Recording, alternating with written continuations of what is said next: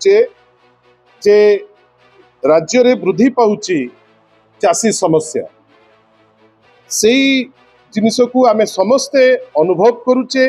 आज चाषी राजरास्ता रे विभिन्न प्रकार समस्या दुई दिन तले दलर वरिष्ठ नेता प्रेजेंस रे आमे आपण पाखे कहिथिलु जे डबल इंजिन सरकार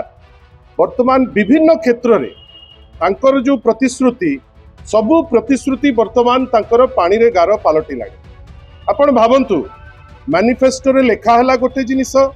किंतु वास्तव रे आज जेतबेले टार्गेट रखा हिची जे 73 लाख मेट्रिक टन धान प्रोक्योर करिवे आमे कौन देखुचे जे आमे देखुचे जे 29% चाषी ठारू 34% धान आज दिन रे किणवा पाई से माने सक्षम होइछन। विभिन्न जगार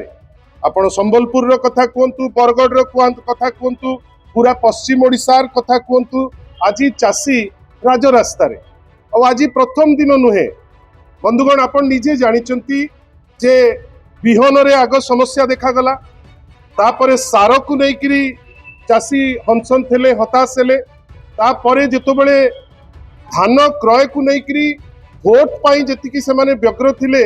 से क्रय कला बेले विभिन्न प्रकार नाटक चाषी मान को अपमान कृषि मंत्री कहिबे चाषी भाई माने नौटंकी करूचंती समवाय मंत्री आज कौन कहउचंती से जानि नांती जे विगत दिन रे कौन कहिथिले आज कौन कहउचंती काली कौन कहिबे हठात किनी स्टेटमेंट दउचंती जे मैनिफेस्टो रे कुआ गला 3100 टंका किंतु हठात किनी समवाय मंत्री स्टेटमेंट देबे जे नाही आमे ताकू 150 क्विंटाल परे आमे दबु जेतिकी एमएसपी प्राइस 1367 टंकार हिसाब आज जे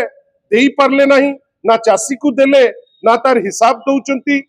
जोथि पाई आपण देखिबे पूरा पश्चिम ओडिशा रे वर्तमान व्यापक भावे चाषी राजरास्ता को आसचंती। आपण कोस्टल पैच रे देखिबे 8 रु 9 जिल्ला रे मंडी खोला हला नाही एवं सबुठारु दुख जे नवेम्बर मासरे 1 तारिख रे जो मंडी खोलिबा कथा से मंडी खोलुची नवेम्बर शेष रे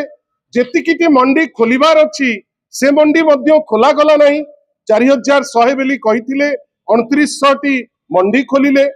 बजेट तापे आउटले नाही 7500 कोटी टंका बजेट आउटले रखिचंती किंतु भोट पाई चाषी कूल को मिछ कही डाहा मिछ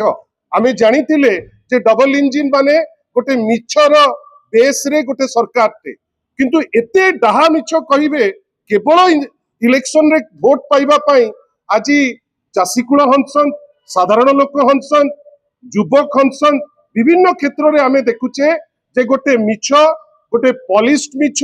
एवं वर्तमान से मिछ उपरे पुनी प्रेस करा जाउची जे नाही आमे एटा प्रोक्योर कर देलु सेटा प्रोक्योर कर देलु आ आमे ताकू नै करी थरे नुहे